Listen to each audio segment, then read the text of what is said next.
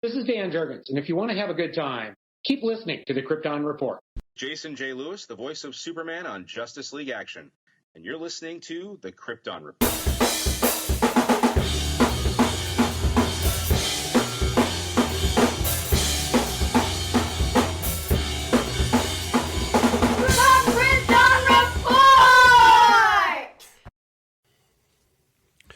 Welcome to the Krypton Report podcast. I'm Tyler, the Superman of Blue, and I don't always sing.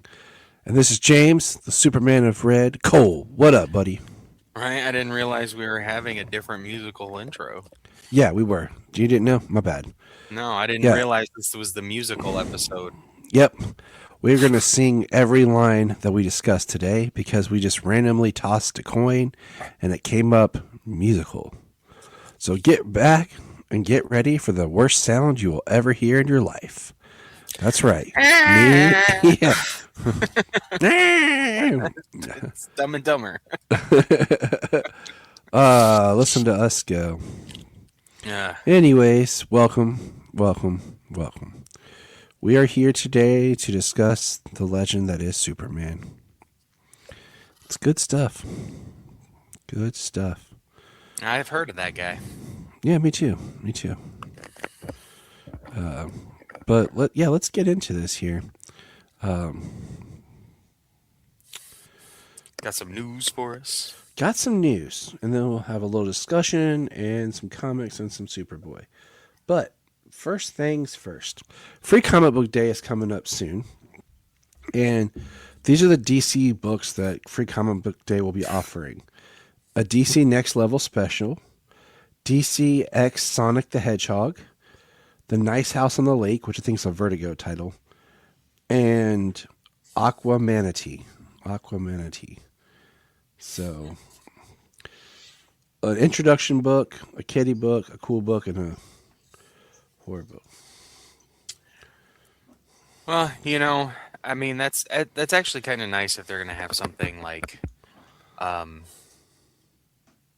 some specific items with those two, because every year they just have a whole bunch of short stuff, Yeah. And some stores will just let you take like one of everything, but some stores have like a limit on per person. Mm-hmm. Yeah. And then they give them all out free afterwards, which is fine. Then they're like, "Please take them." We can't stock these anymore. We have nowhere to put these. Right. And you're just like, well, should have given me more when I asked for it. My next piece. I don't want to read it. Now you're like, now I don't want it. The next piece of news I have is it is reported that Guy Gardner will only show up for one scene in DC Lanterns. And I'm like, I mean, that's all he showed up for was one scene in Peacemaker. Yeah, I'm okay with that. I don't need him, but just enough for that connective tissue. You know what I'm saying? That's all I care about. A little connective tissue.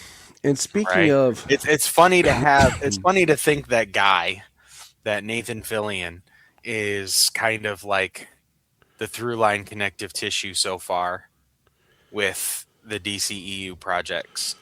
Or the DCU projects. At least live action up to this point. Well, I mean, okay. I'd laugh if he shows up in Supergirl somewhere, because he's a lantern. He could be out in space doing something. Yep.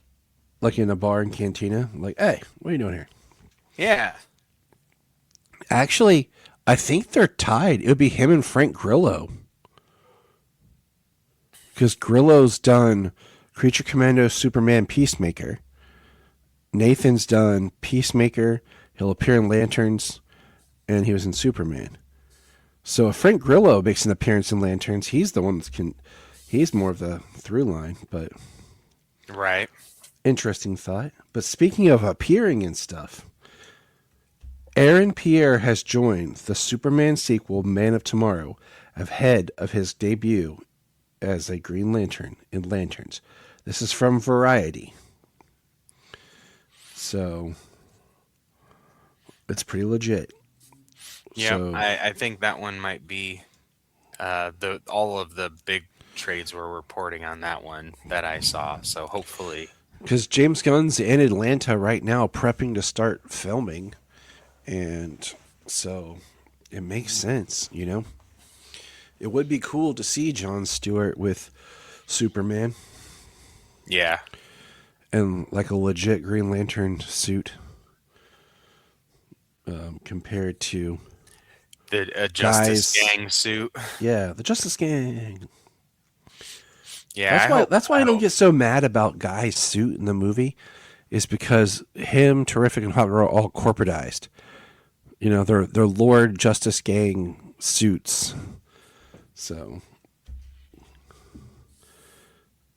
and then I love that he's a police cop and he polices a sector of 2817 and he's still just like got bills to pay. I mean, or he just likes spending Corporate money. superhero. He's got to pay to eat that cereal and drink that milk, man. Right. So this is crazy. We are okay. It is March. So let's just say April, May, June. We're about 3 months away, 4, give or take, depending on if you want to pick the date. We'll say about 4 months away from Supergirl. And we just got this news yesterday that Claudia Cernay has replaced Tom Holkenborg, a.k.a. Junkie XL, as the composer for Supergirl, which would make her the third composer that was assigned this project. Previously replaced Raman Dujwade. Yeah, which I like his stuff, like Pacific Rim, Iron Man 1. And of course, I'm kind of glad, I'll be honest with you, I haven't listened to her music yet. I was going to today. But I'm kind of glad they replaced Junkie XL. Because I feel like we're doing a new DC universe. We need some different tones. And like Junkie XL is, you know, all over. He's done superhero stuff. He did Zack Snyder's Justice League. He was part of the BVS team. You know, he's done other superhero stuff. I kind of like the idea of somebody different stepping in and maybe making something that's going to stand out and not just sound like the same kind of driving things that we've heard. Well, I mean, hopefully the idea, you know, hopefully with them changing the way that they have, maybe they are looking for a specific tone for the film and for the story, you know? Yeah. I mean, it's just one of those that I think we've seen so many times with the same composers recycled. I mean, this is a similar discussion I had, I think, with myself or with Jania when Hans Zimmer was being brought in to do Man of Steel, you know, having done, and BVS having done, you know, Batman Begins. And just like, okay, he's doing another Batman, but that's why he brought Junkie in to do the Batman stuff, you know, for that film. So it's nice to just see some different composers instead of the same few names, always reshuffled around. So yeah, I just I'm kind of glad. Like, hopefully she can pull it off in time, you know, but it's going to be different. It's going to be interesting. Yeah, I mean, it'll be interesting. It is, like I said, interesting that earlier when the news broke, it's just like weird, like 3 composers for Supergirl. Yeah. Like, yeah, that's, so I don't feel like it's the score, you know, I don't feel like it can make or break a movie, but also, I mean, I guess one of the biggest things about score is Home Alone. Okay, follow me here. That movie part of what makes that movie as great as it is John Williams' music. It is way too good for that movie. But it stays with you and helps cement that film in your mind, especially for the holidays. A score can elevate a film above what the film does on its own. So I'm going to try to listen to some of her music. Yeah. I mean, a score certainly is iconic, and I mean it's an important part of the production to get the entire point across.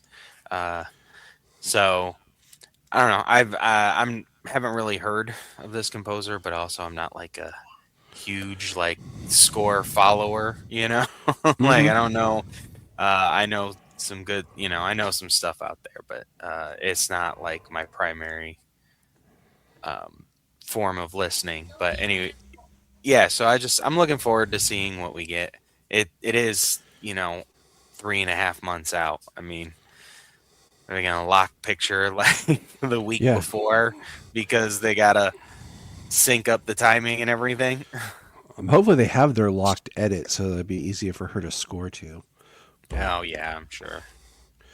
The other thing I want to say, of course I always listen to other podcasts from people, and I heard someone say the Lanterns trailer felt kind of like Titans, where more gritty and real world. And I was like, okay. But it did get me thinking about something though. And I think it's worth mentioning here. Lanterns will be the 5th or 6th, depending on how you're counting, DCU project. Okay. But it's another DCU project that's not family accessible. Like so far, the only project we've gotten from the DCU that's family, all ages type accessible is Superman. So think about it. Follow me here. And I include this one, The Suicide Squad. Rated R. Not for families. Creature Commandos. Not for families. Peacemaker. Not for families. Superman, which would be the next project here. And then Supergirl, which is probably more accessible, but I've heard it's a darker film just through the thematic elements we've seen. Right. And then Lanterns. And I'm just kind of like, oh, like I just got thinking about that, And then the next thing to come out is going to be Clayface from the DC universe. And I think, and I'm like, well, that's rated R. So I'm just kind of like,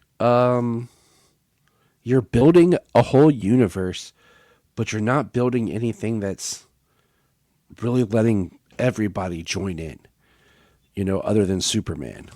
Yeah. I mean, the good thing is we can kind of count Blue Beetle in on that. All right. If James wants to count Blue Beetle, okay, in my chronology, that means that Blue Beetle. Well, they still said they're pushing forward with the animated Blue Beetle and Zolo Medina.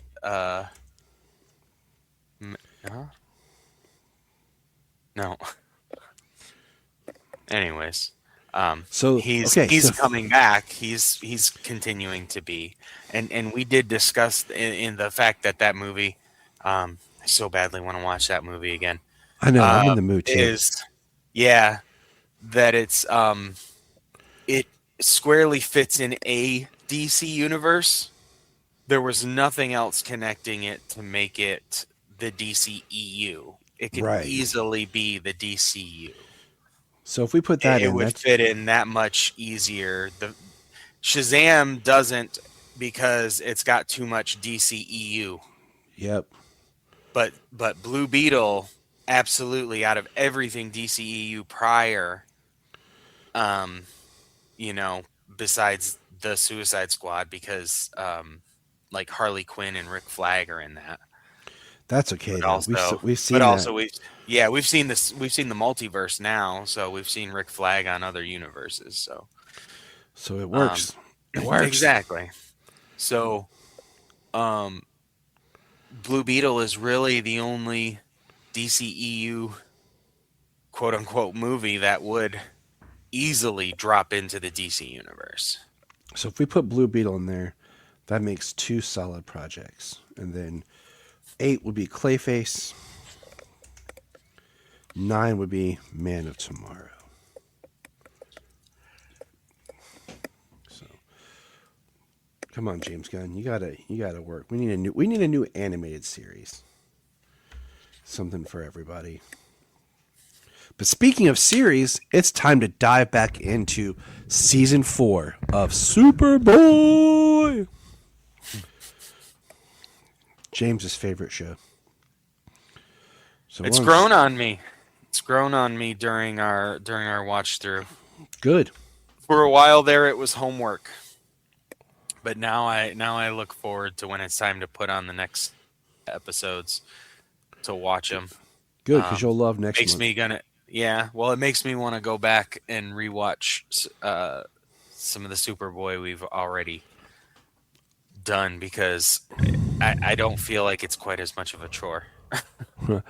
I really miss the DC Universe app because I'd like to be able to just flip through some of these randomly, but if they give me a good sale on it online, I might buy digital copies. But season 4, episode 9, Hell Breaks Loose. A troublesome ghost is haunting the bureau, wreaking havoc in the office and its employees. To stop him, Superboy and Lana must discover the secret as to how the ghost was killed in the building 50 years earlier. Dum, dum, dum. James, thoughts? Tyler, I liked the flashbacks within the episode. I liked that Christopher and Stacy both got to play the younger versions of those characters. Kind of reminded me of what they did with Joe and what was Lana's character's name in the past? Not Eileen, Irene, something like that. Kristen's character kind of gave me a little bit of that vibe, so that was fun. There was a part where I got distracted by reading, and because I had an issue up, and I was like, wait, how did we get here? So I started it over, and I put my tablet down to finish the episode, to rewatch the episode. James I forgot what I was doing. I was trying to see if there was any trivia or anything to know about this, but no. I did like how they tied it back to our blind teller downstairs. The guy who sells the papers and whatnot downstairs of the bureau, the blind guy, it tied back to him when he was younger. Well, not to him, but he was around in those days, so he kind of knew of who the person was who resulted in being the ghost, which was Gerard Christopher's old 1930s character. He was in that wall for 50 years. Yeah, very Edgar Allan Poe-ish. But no, it was a fine episode all around. Got a 6.6 on IMDb, and so episode 10, Into the Mystery, 6.9 rating on IMDb. Written by J.M. DeMatteis. Trying to protect his Aunt Cassandra, Superboy confronts a force which he cannot win against when death takes a human form. This is probably the weirdest episode ever. because we get a character we've never heard of, his Aunt Cassandra. And like it's these little flashbacks with her and him talking, and Clark's calling cousins we have no knowledge of, trying to find out where she disappeared and where she's living now. And he, like, Death just shows up and plays a flute and takes people, and Clark, finds his aunt who's dying and then hears the music. So I don't know. What did you think? I mean, it was definitely a weird episode. The weirdest thing I kind of picked out of the episode, for all of the weirdness that went on, was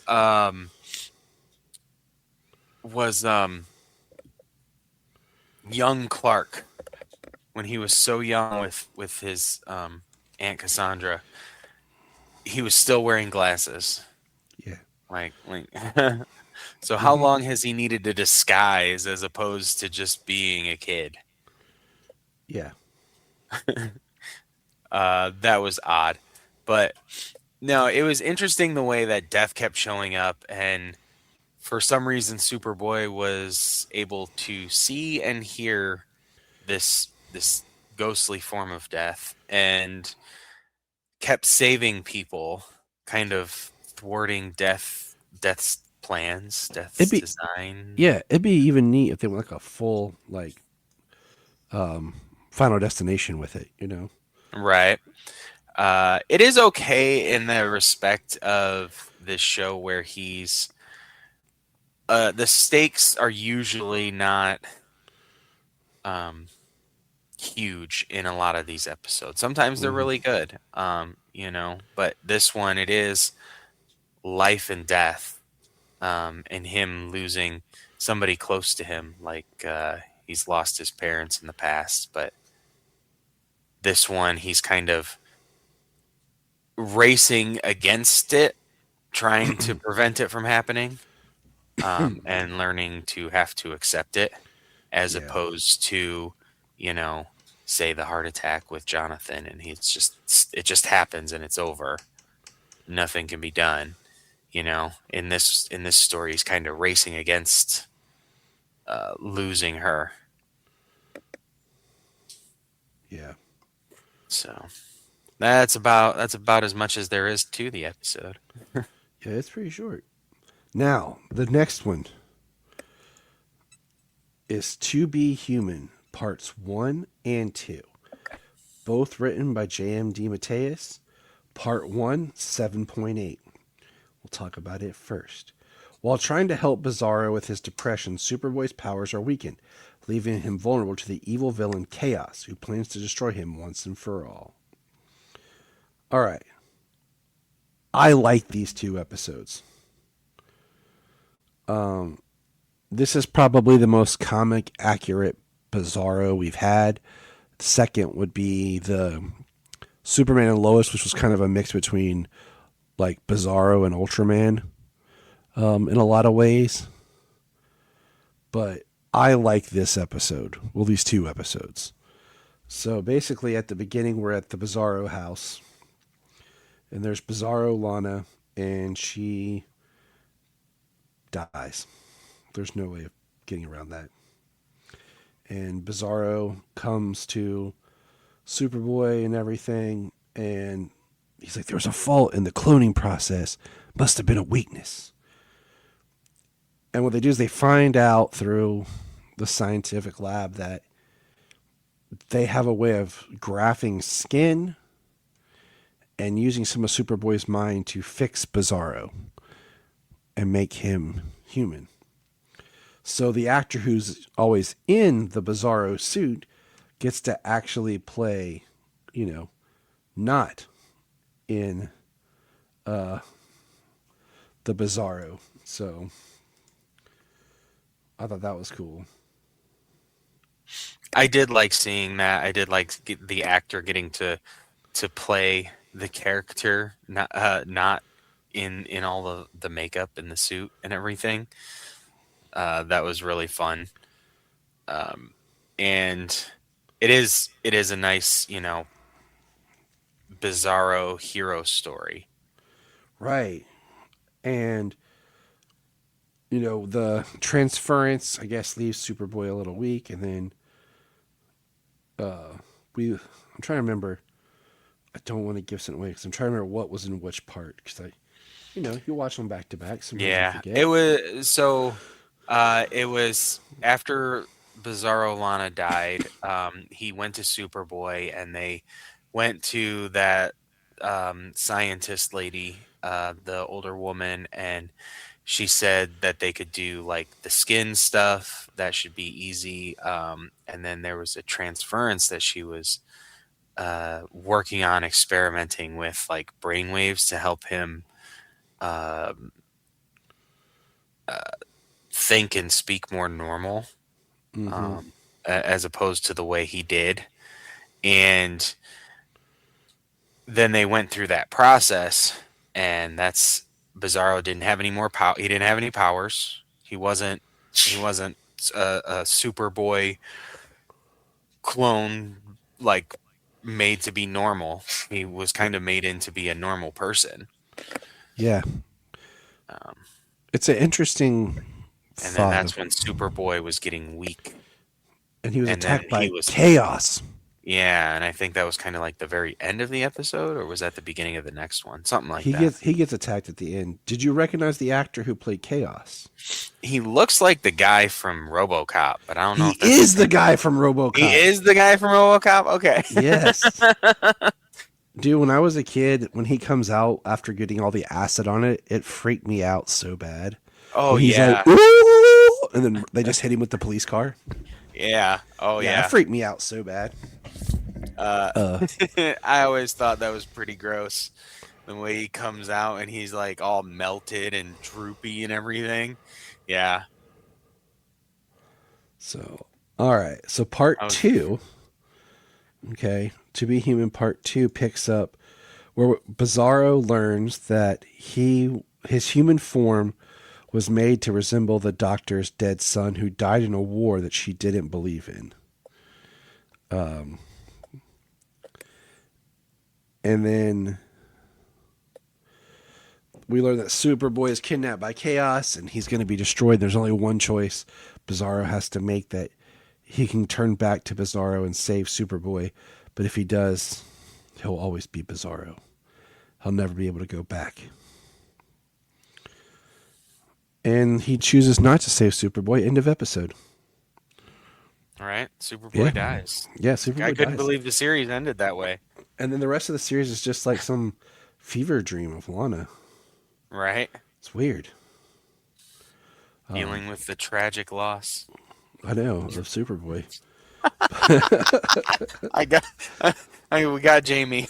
She looked at me like, what? She's like, huh? Watched the episode with me. That's why she's so lost. She's like, I don't know what? James, what happened? No, but of course Bizarro sacrifices himself to save Superboy. Like I said, it got a 7.8 on IMDb for part 2. I think it's 2 of the best episodes. The Bizarro stuff's always good on Superboy. Yeah, it was pretty good. I like the way that Bizarro ultimately sacrificed his happiness, of being kind of just a normal, regular person. Oh, we forgot to mention the part where Bizarro shows up at the bureau and Clark's like, huh? Who are you? How do you know? And he's like, it's me, brother. He's like, Bizarro? And he introduces himself to Lana as Bill Zarro. Yeah, Bill Zarro. I thought that was pretty funny. I'm Bill. Right. Bill Zarro. I'm like, okay. That's a little bit of a stretch, but better than Zarro. Yeah, and then it ended on a super cheesy line, like they were teaching him to read, and instead of him saying "me am," he said "I am," or something like that. and their guys And he's like ABCs. real good teacher, and it was just Yeah. real. It ended on a real cheesy like after school special kind of line. It was funny, but I loved it. I had a good laugh. Bizarro. We'll miss you. But that's all the Superboy we have. Now it's time to get into, drumroll, what I'm calling Supergirl v Darkseid. It is. We wanted to tackle this story a little bit because I wanted to hit some strong Kara storylines and everything before we get into the new film.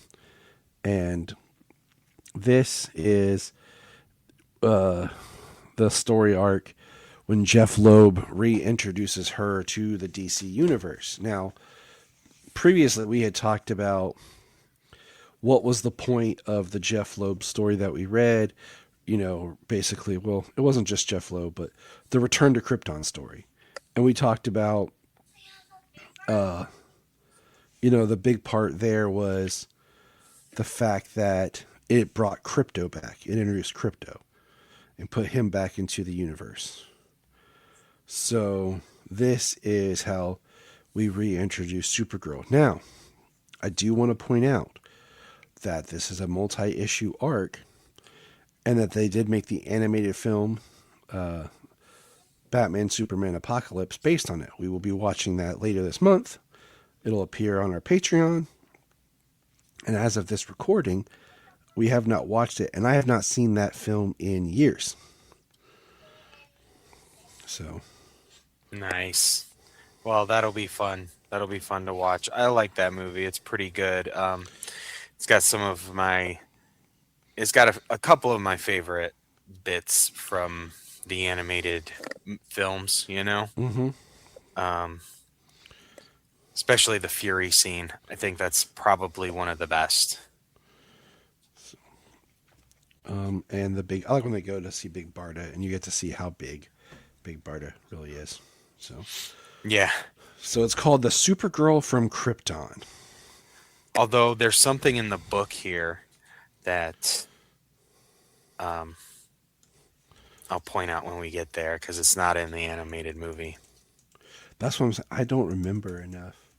So let's start. The Supergirl from Krypton Part 1. Alone. All of a sudden I got Hearts Alone in my head. Nice little 80s song. Yeah. So here it's the meteor that was blown up from Public Enemies, the large chunk of Krypton that was on its way to Earth. It was blown up, and it has rained kryptonite down on the Earth. And Batman is he's collecting it. He's searching around for it. At the beginning, starts off, he's in Gotham River, and he's searching for kryptonite and collecting it. And he finds a ship underwater. And we get. I do want to point out that I just love Jeff Loeb's writing for Batman Superman because I love the internal monologues that he gives the two of them. Yeah, that's one of the biggest selling points of this run of his and with Batman and Superman. And we got Michael Turner as the artist. Yep. On these books, and Peter Steigerwald on colors, and the art throughout all of these issues is fantastic. Mm-hmm. But we get a body in the water, a woman climbing into Batman's Batboat and kind of taking off, and Batman, he's alerted while he's down there. He grapple guns the Batboat as it runs off and crashes, and then we got the woman kind of walking through the streets naked, like Terminator 3 style. Yeah, and at least she's not being propositioned and almost like abused and hit on like we saw in Supergirl the movie. Right. Not quite to that degree. Somebody kind of gets in her face a little bit, and um, She she breaks breaks his hand. fingers. Not necessarily. I don't think she did that on purpose. No. So it's been a while. There was a time when I actually knew everything she said and I could read it, because everything she says is written in Kryptonian. And the back of this book has the alphabet Yeah, in it, which so you can I've used to make my tattoo. Yes. And I could read what she was saying before, but I haven't gone back to it in quite a while, so I don't remember what she says. So anything she's saying here, like, I don't know. But Batman's following her. She has a coat, so she's covered up now. But she walks out into a street, and a car crashes into her, like Smallville bus style into Clark. She accidentally uses her heat vision and blows up a street light, and a cop car.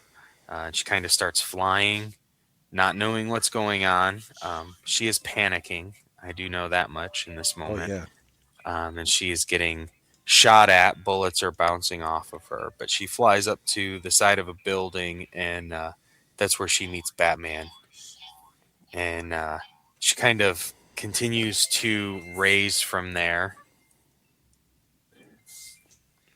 And she flies into one of the blimps flying over Gotham, and it starts crashing, and Superman flies in there and catches the blimp and takes it out to the Gotham harbor and drops it in the water.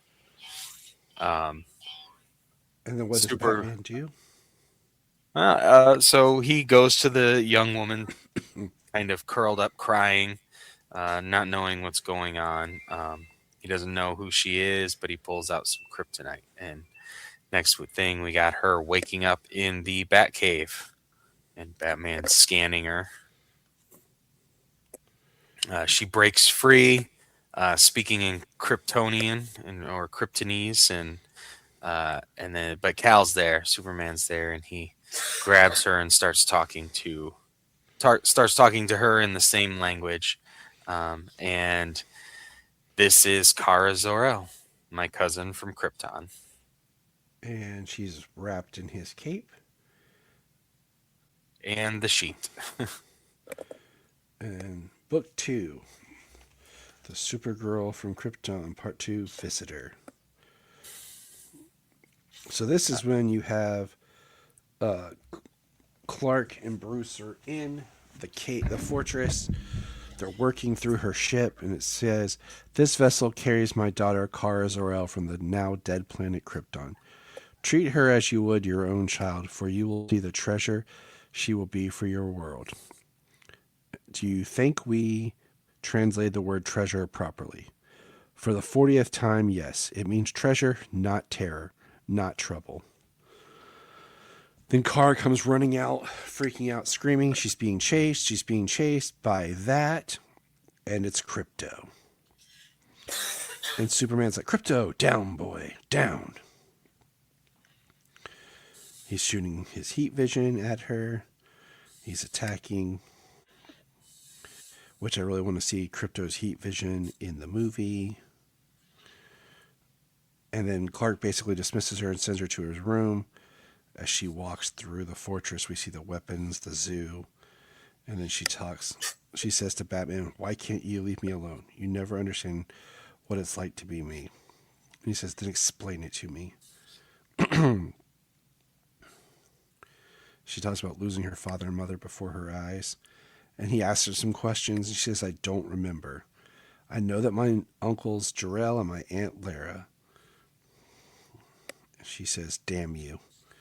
And then she starts telling her story about how my father was the scientist named Zor-El. He didn't have the position on the science council that Jor-El had, but he had the same passion for his beliefs. She She tells the story of him sending her to Earth. And then she says, the rest you told me. And then Cal says, I think she's ready. He's like, ready for what? Then we see Granny Goodness's ugly face, which, was scary. And we see the Furies, which I forgot some of their names. So, Stampa, Lashina, Bernadette, which I think is sweet, Guillotina. And Mad Harriet. So, yeah, it's pretty quick in here. In the animated movie, it's a kind of an extended little fight scene here where this one, they call her Precious in this. I'm pretty sure they might call her Treasure in the animated movie, but she's kind of fighting to be the head of Darkseid's honor guard. And in that regard, she has to take on the entire team of the Furies. And in that, it's kind of pretty. It's a good fight, her versus all of them, and ultimately them overwhelming her. And in this, it's just quick. They just like gut her. Yeah. So and they can't replace Big Barda is the problem there. But then we're in Metropolis, and Clark and Kara are, just walking around. Bruce is kind of stalking them. He's like, you got the shopping part down for an Earth girl. She says Cal. He says Clark. You can't forget. She says she's starving, so he gets her a hot dog. And she asks him about his disguise, that nobody recognizes you. And they walk into the park, and she sees the statue and says, oh, this is how they see you. And they would not think to look down for you. Of course, we have Batman's monologue about Clark's DNA has been replicated before. Superboy is a living example. It's her psychological profile that is unusual. Bottom line, she knows how to work him. Then we see an attack. We have a great shot of Superman getting hit. Goes into the bush. And then that shot of him coming out, that panel, where he's like, Kara, is pretty epic. Yeah, it is. They keep it under wraps for a couple of pages. If you know what a character looks like, you can kind of tell who it is, but they don't show you who it is until a few more pages in, and it's Wonder Woman in the Amazons. Yeah, we see Harbinger. And I didn't put two and two together the first time I saw this movie. Like, Lila is Harbinger, like as in Crisis Harbinger. Right. That's why I didn't put it together. Maybe because they depict her differently in the movie. I'll have to watch it again. And he starts fighting her. He's like, no one's taking her. Batman throws a batarang, taking out a bow. He's fighting Artemis, takes her down. And then Kara gets down, and it's Wonder Woman. Yeah. Holding Kara. Well, during the fight, they've got Kara takes off, flies away, and then she gets yanked back down. And when she hits the ground and is dragging, she uses her heat vision. And it's Wonder Woman on the other end there. So, like, all in all, when it comes down to it, they're like... and once they go into the next, it's if it was a crowded park in the middle of the day and something happened, like, is she able to control her powers? Which takes us to part 3, Warrior. And it's a pretty, like, we see her battling on Paradise Island, Themyscira. And Superman and Batman are there. They've been invited, which is, different because they're men on the island. And Kara's getting taken out. Superman runs in and stops the warrior and says, she says, Cal, stop it. And he's fighting with Wonder Woman about Kara, and she basically tells him, um, she needs to stay here. She needs to learn how to handle herself, her powers, and become who she is, and not just be kept aside by Clark, buried in the fortress. And Kara has this great line about getting rid of me so the adults can talk. And she goes off with Lila. And I think we're going to be friends for a long time. Thank you, Kara. You have no idea how much that means to me. Man. And then we see a vision. And then I kind of, this next page, I kind of don't like how we just turn the page and there's Doomsday. I wish there had been a little bit more of a lead up. Like I just don't like the way this page is structured. Yeah, it's kind of it's a 2-page splash with a bunch of panels, but largely in the center is a pretty awesome looking Doomsday.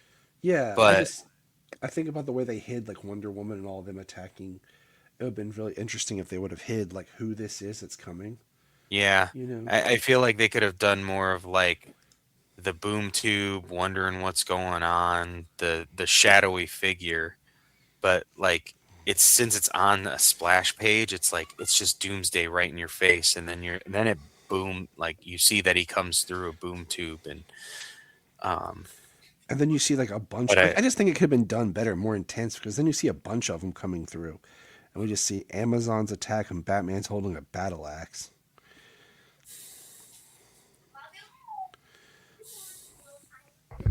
So, yeah, the monologue stuff here is interesting. Where Superman is just telling, Superman and Batman are saying everything that's going on. The Amazons protecting, Diana and them putting their lives on the line, and then Batman,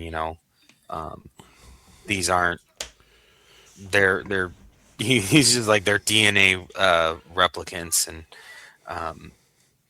that they're not like living things, and so he's like chopping them down with his axe. Which, I mean, hey, that's how you gotta roll, right? Right, and then last or at the beginning of the issue, Superman grabbed Artemis up by the throat when she was sparring with Kara, but here she's about to be smashed by a Doomsday, and Superman just comes in and like just wrecks Doomsday straight up the middle, splits its head in two with his fist. Well, yeah, that's what you do, man. That's how you... Yeah, but then Superman says super hearing confirms no heartbeats and microscopic vision. They're animates. They're not even like living creatures of Doomsday. So he says this ends now, and does a massive heat vision wave and destroys everything. If this was if this was done now, he would have went solar flare and be completely powerless. Well, I'm glad that that's not the case. I'm just saying, they haven't done solar flare in the comics in quite some time. I know, but I'm just saying, like, I feel like every time we see like extreme heat vision stuff now, it's immediately where they go to. Yeah, I think something like that still needs to be saved for something. If you're gonna do it, I think the expelling the heat vision like that is just fine. It's phenomenal. Yeah. Meanwhile, Batman ran to the water because he heard a second boom tube open. He thought it was just maybe an echo, but it was not. It was a second boom tube. And what happens is they go, and it's not Kara they find dead. It's Lila. And who took her, James? Darkseid. Lila in her death leaves one last vision, and Superman, Batman, and Wonder Woman see that it was Darkseid who came and took Kara. Darkseid's gonna get it. Oh yeah. For part 4, Prisoners. This one opens up with a beautiful, nice suburban neighborhood, and we have the monologue saying, "We're going to the gates of hell. I'm taking back my cousin." There's a ring at the doorbell. A woman answers in a towel, and a towel wrapped above her head. We go inside, and it's Superman and Wonder Woman are in the home, and she asks, "When did you get here, Batman?" And he's like, "I'm always here." And we find out Scott, Mr. Miracle, is on tour. She can't get a hold of him, and Barda states that she says, "An enemy of Darkseid's is a friend of mine. Just give me a minute, we can go." Superman has to fly up a little bit to meet her eye to eye, which I love. I love that she's taller than him. Yeah, that's the thing there that I was talking about that they don't have in the animated movie is how much bigger she is over Superman and Diana, and that to meet her eye to eye or even to go above her, Superman hovers. Which is awesome. Batman borrows something from Mr. Miracle. Barda states it's her boom tube, her mother box. She gets her armor on, and she's like, "Go team," and then boom. Smells like death. There's no place like home. Apocalypse now. So there are the Furies meet Wonder Woman and Barda in battle. Batman goes off to do his own thing. Which is also one of the best fight scenes in the movie. Barda and Wonder Woman versus the Furies. I'm actually really excited to watch it again because I'm definitely going to have the kids watch it with us. So. Oh, that'll be fun. Grady Goodness looks like she got to a rock concert and realized she's too old for this stuff, but still rocks out anyways. Barda gets captured. Basically, they have her with a sword to her neck, and they're telling that they. Granny says, "Imagine how pleased Darkseid will be burned to death. Why settle for some girl who fell to earth when I can deliver him the Queen of the Amazons?" Batman's talking about how he doesn't belong in Apocalypse, which he doesn't. Talks about being in Gotham. And he talks about the demon dogs have his scent. And he goes and he finds the hell spores. One of these hell spores is said to be able to blow a hole down to a planet's core, leaving a fire pit. There must be 500 in this armory. And he has a mother box. And he's arming them. And he talks about how Clark mentioned Jason, comparing Kara to Jason. And how he had recently, the events of Hush had just taken place before this, because he mentions seeing someone who looked like Jason. So he wasn't he wasn't back yet. Nope. And the demon dog swallows Batman. Superman shows up and meets Kara next to Darkseid. And he says she can leave if she wants to. Superman comes up to her. He's like, "You're safe with me. Darkseid, after Kara's home, you and I have unfinished." And she says, "Cal, you didn't listen to what Darkseid said to you. You never listen to anyone other than your voice." She punches him. She starts kicking him. He says, "Kara, he's corrupted you somehow. I I won't fight you. And then Darkseid says, kill him. And that's the end of the book. Yeah, that's the end of the issue. Part 5, Traitor. It starts with... Go ahead.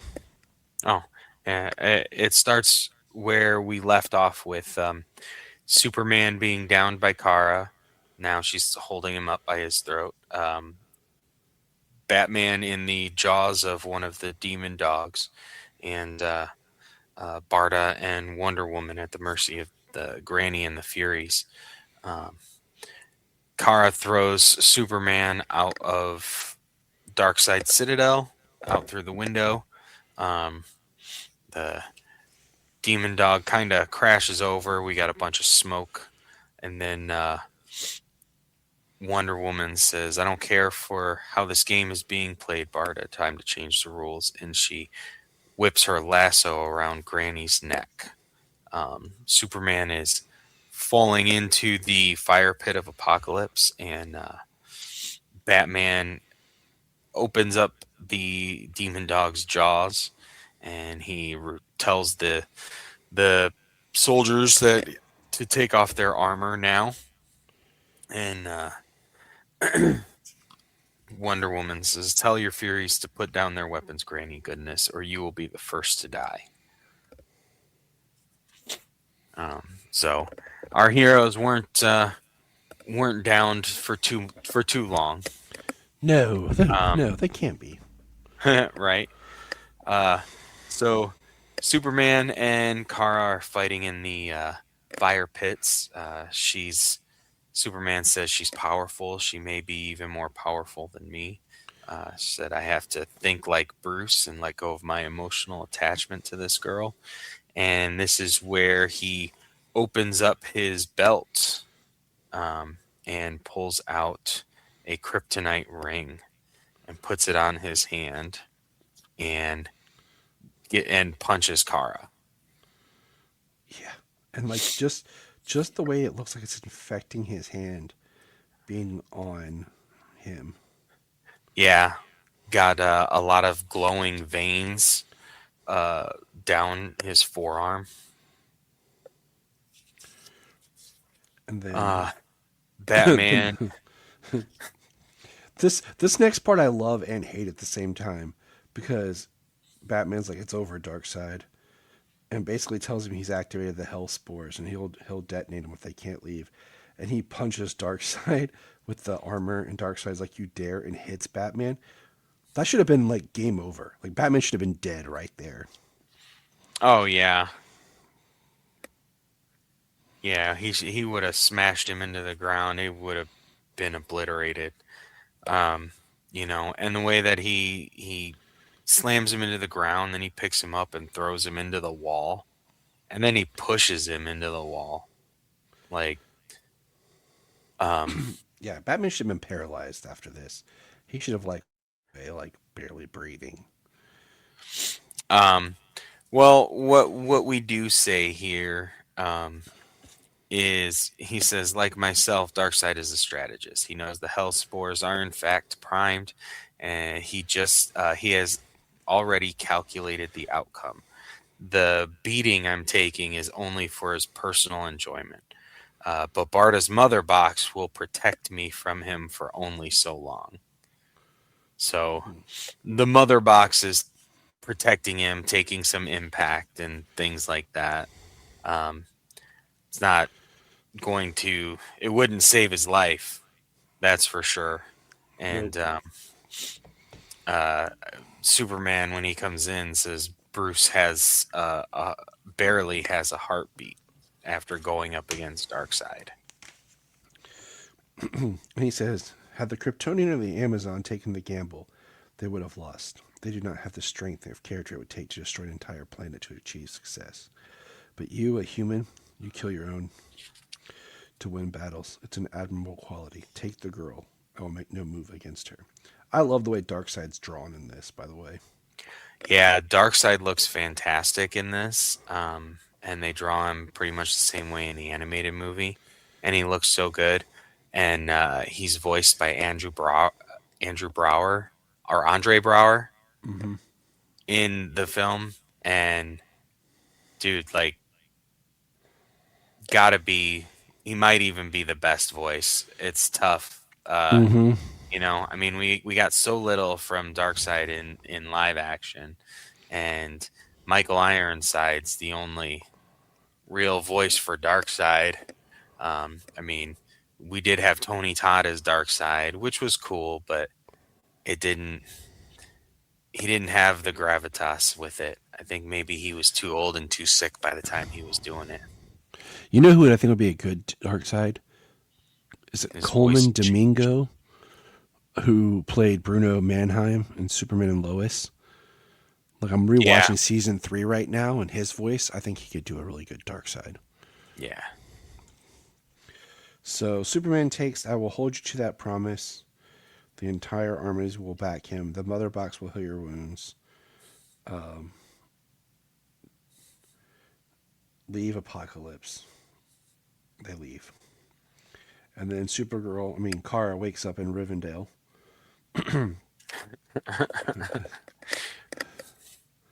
And she says it was like one long nightmare. And all I remember was trying to get home. She says, but Clark says, between the mother box and the Amazon signs, you've been given a clean bill of health. I'm so sorry. And then they have like a funeral for Lila. And she says, Allura, you asked me once if I could remember my mother's name. Little by little, it's coming back to me. Her name was Allura. If that still matters, Batman says it does. So at the fortress, she appears in her suit. She says, what do you think? Which, I mean, it's very mid 2000s. Yeah. The low rise skirt and the exposed midriff. You give her a really long midriff. Not a huge fan of the suit, but like that style. Then they decide to go for a flight to a little farm in Kansas where there might be some pie left. But no, there's no pie. What's in the house, James? Darkseid's in the house. Literally punches through the front door and sends Superman flying into a tractor in the field. And then your death, however, is long overdue, Superman. And then he shoots his Omega beams. Kara says no, and she gets hit and turned to dust. And that's the end of the book. Yeah, Superman's crying. Yep. It's weird seeing Darkseid on the farm. And part 6, Hero. Darkseid opens a boom tomb, starts to walk away. Superman says, Darkseid, shut the hell up, and punches him. Yeah. I like the way he draws the action of Superman flying.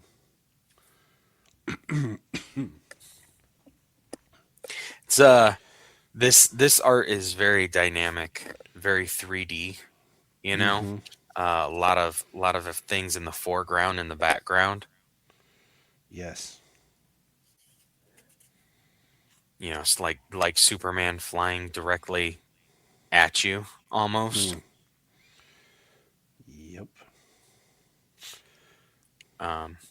But Darkseid blasts his Omega beams, and Diana shows up and reflects them back into his face.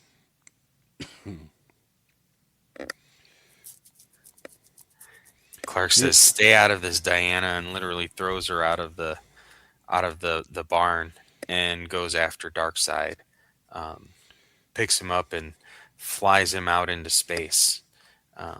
Meanwhile, Batman's telling us the story about his whole story about being hidden on a farm. Jonathan find with the eyeglasses, a simple disguise. And then Superman goes towards his favorite place, the sun. Yep. Taking Darkseid closer to the sun. And here, he's like beating Darkseid up on the surface of the sun. And then he flies Darkseid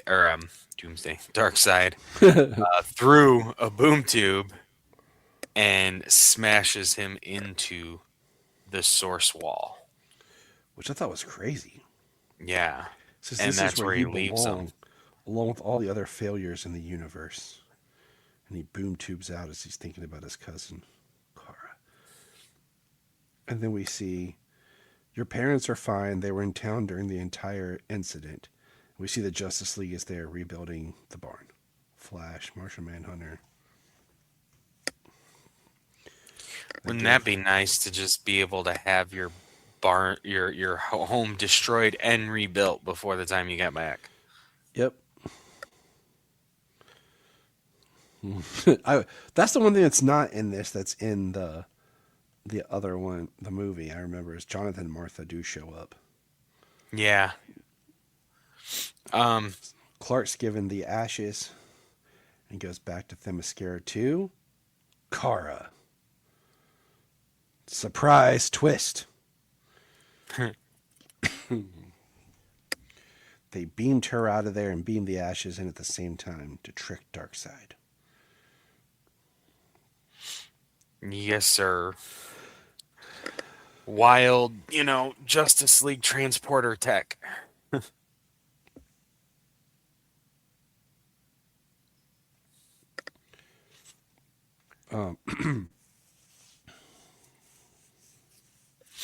But Superman and Batman are talking in the fortress.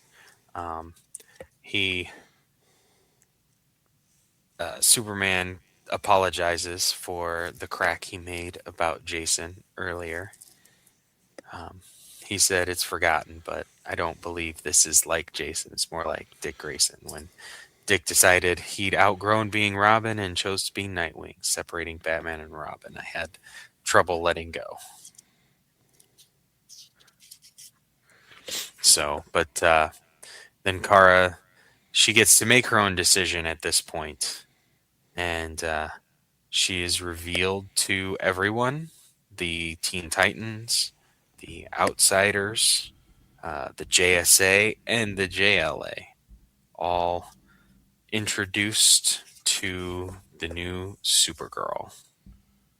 And not to mention that she makes a comment, I hope to meet the JSA. Power Girl and I have to talk. And my cousin tells me I'll find a kindred spirit in Stargirl. And then Connor says, man, this is so cool. And then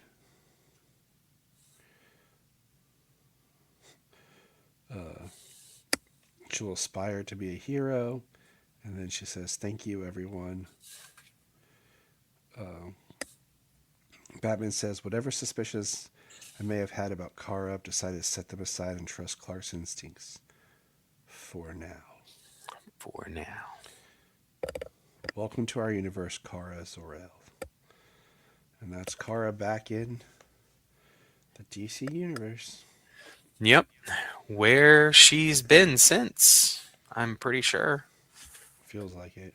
Yeah, I don't really think that there's been too much of like a new origin or anything. I don't think there was anything post Infinite. New 52.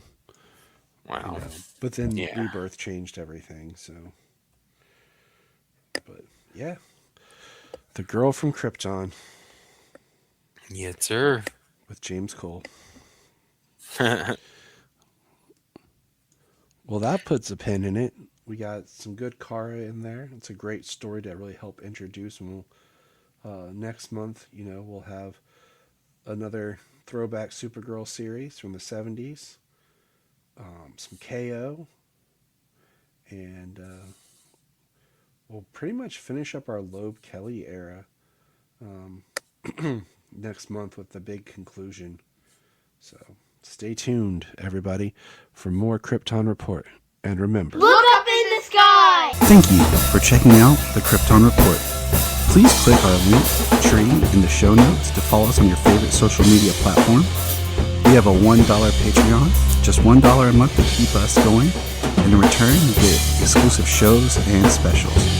If you want to join us on an episode, send us an email or a message. Hi, this is David Patrick Wilson. I played Superman, Clark Kent, in the television production of It's a Bird, It's a Plane. Enjoying every minute of being right here on the Krypton Report.